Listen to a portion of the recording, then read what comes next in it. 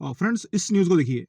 इस न्यूज़ में एलजी मनोज सिन्हा जो जेएनके के गवर्नर हैं, एलजी हैं, उन्होंने बोला है कि मोदी जी ने एक अपनी बात बोली है कि जैसे वो जेएनके में जो कश्मीरी हिंदू लोग, पंडित लोग विस्थापित हुए थे, उनको दोबारा वहाँ पे रिहैबिलिटेट करेंगे, वहाँ पे दोबारा उनको बसाएँगे।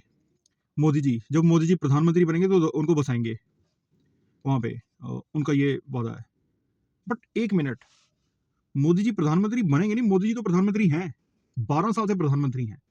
तो मैं मोदी जी से पूछना चाहता हूँ कि सर, आप 12 साल सो रहे थे? आप क्या कर रहे थे 12 साल?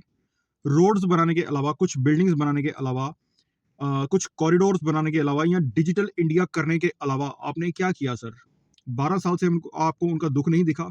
आपका ये चुनावी वादा था, इलेक्शन में आपने बोला था कि आप ऐसा करोगे, कश्मीरियों को जो 1990 में विस्थापित हुए थे, उनको दोबारा उनका रिहैबिलिटेट करवाओगे। बट ऐसा तो कुछ हुआ नहीं, ऐसा कुछ किया नहीं। 12 साल आप कहाँ थे सर? अभी आप वादे कर रहे हो। क्या चीज़ ऐसी नहीं है आपके पास, जो क्या चीज़ आपको रोक रही है वो करने के लिए? आप क्यों नहीं कर पा रहे हो सर? 12 साल से क्यों नहीं कर पा रहे हो? फ़ोर्स नहीं है, पैसा नहीं है, नीयत नहीं है, क्या नहीं है सर आपके पास? तो उसके बारे में कुछ सोचो सर, कि सिर्फ़ रोड्स बनाने से, सब कुछ आधार से लिंक करने से, सब कुछ डिजिटलाइज़ करने से भारत जो है वो भारत नहीं रहेगा। ये कुछ टाइम की बात है। ये सब कुछ चेंज होने वाला है। और आप अ, गौवध के अगेंस्ट कानून नहीं लाए, आप लव जिहाद के अगेंस्ट नहीं लाए, आप वक्फ के अगेंस्ट नहीं लाए, आप मदरसा जो चलते हैं इस इंडिया में, उसके विरुद्ध कोई कानून नहीं लाए, आपने बॉर्डर्स को सिक्योर नहीं किया, आपने कोई कानून नहीं बनाया कि अगर कोई भी वहाँ से इन्फिल्ट्रेट करेगा, भारत में कोई भी घुसपैठिया आएगा, इलीगल तौर से आएगा, तो उसको आप 1 महीने में फांसी दोगे, आपने कोई कानून नहीं बनाया। कश्मीरी पंडितों की जहाँ तक मैंने जो बात मैं कर रहा था, अ, उस बात में ऐसा है कि आपके पास सब लैंड रिकॉर्ड होंगे कि कौन-सा लैंड किसका था, कौन-सा लैंड किसका था। उन लोगों को ट्रैक करो, वहाँ बिछाओ, वहाँ बैठाओ और उनकी वो करो, उनका उनको स्थापित करो वहाँ पे, तभी तो कुछ हो पाएगा। आप उनको ट्रैक करो, लोगों को वहाँ पे फोर्स, आपने 50,000 करोड़ रुपए आप पर ईयर जेएंडके पे खर्चे हो सिक्योरिटी के लिए। तो जब आप कश्मीरी पंडितों को, कुछ लाख कश्मीरी पंडितों को, कश्मीरी हिंदुओं को वहाँ पे बसा नहीं सकते हो, 12 साल आपको प्रधानमंत्री रहते हो गए हैं, तो आप क्या कर रहे हो सर? कुछ तो सोचो इस देश के बारे में। 12 साल सिर्फ डिजिटलाइज़ेशन करने से कुछ नहीं होनेगा सर।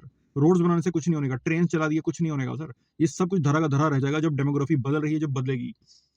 आपको, हम सबको पता है कि आने वाला समय कितना बुरा होने वाला है, इंडियंस जो रियल इंडियंस हैं, बट आपको नहीं दिख रहा। आप कहाँ हो सर? आप किस दुनिया में घूम रहे हो? एआई की कॉन्फ्रेंस करवा रहे हो, आप ये कर रहे हो, आप वो कर रहे हो, बट आपको कुछ दिख नहीं रहा है कि आप इतना पैसा भी कश्मीर पे खर्च रहे हो, बट आपको रिजल्ट नहीं है कुछ भी। कश्मीरियों को 12 साल से विस्थापित कश्मीरियों को वहाँ पे बसा नहीं पाए हो। आपने कौन-सा ऐसा कुछ ऐसे विशेष कार्य कर दिया है? आपने राम मंदिर बनवाया, ठीक है, मैं मानता हूँ आपने बनवाया, आपकी सरकार ने बनवाया। आज आप प्रधानमंत्री हो 2026 में, 2030 में या 2035 में, जब कोई और प्रधानमंत्री बनेगा, जब गठबंधन सरकार बनेगी, अभी वैसे गठबंधन सरकार है, जब कोई गठबंधन सरकार बनेगी, उस समय अगर कोई बाई चांस दूसरी कम्युनिटी का बंदा प्रधानमंत्री बन गया, तो सबसे पहला काम होगा, वो राम मंदिर को तोड़ेंगे। दूसरा 370 आपने तोड़ी, ठीक है, आपने तोड़ी। उसका क्या लाभ हुआ? इंडिया को क्या फ़ायदा हो रहा है उसका?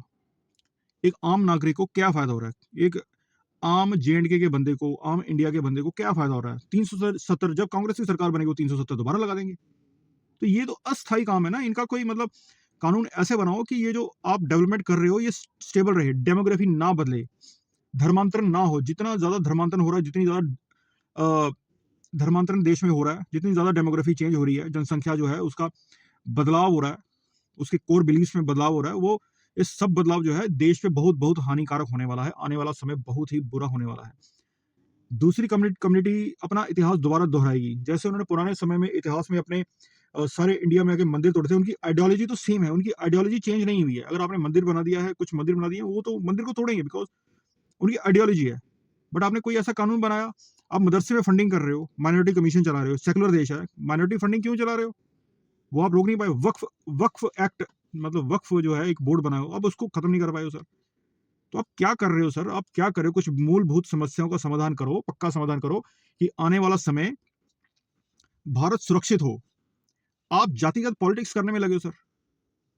ये ठीक नहीं है। आप कुछ समय के लिए प्रधानमंत्री और मेंटेन रह सकते हो, 5 साल शायद अपना ये जो मैनेजमेंट करते हो, 2029 में भी आप प्रधानमंत्री बन जाओ, बट उसके बाद वैसे भी आपकी एज तो 75 प्लस हो ही गई है। तो 80 साल प्रधानमंत्री रह लोगे, 85 साल रह लोगे, उसके बाद क्या होगा? आप मतलब फॉरएवर तो प्रधानमंत्री नहीं ना रहने वाले। कोई भी बंदा है, उसकी कोई लिमिट है। तो आप क्या कर रहे हो सर? कुछ मूलभूत समस्याओं का समाधान करो। देश को कुछ अच्छे कानून दो, धर्मांतरण बंद करो, लव जिहाद बंद करो, माइनॉरिटी कमीशन बंद करो, लैंड जिहाद बंद करवाओ, घुसपैठ बिल्कुल बंद करवाओ, बॉर्डर सुरक्षित करो। ममता बनर्जी आपको ज़मीनें दे रही है, ये एक्सक्यूज़ नहीं चलेगा सर। आप प्रधानमंत्री हो, आप कोई पोस्टमैन नहीं हो, you are PM of the country.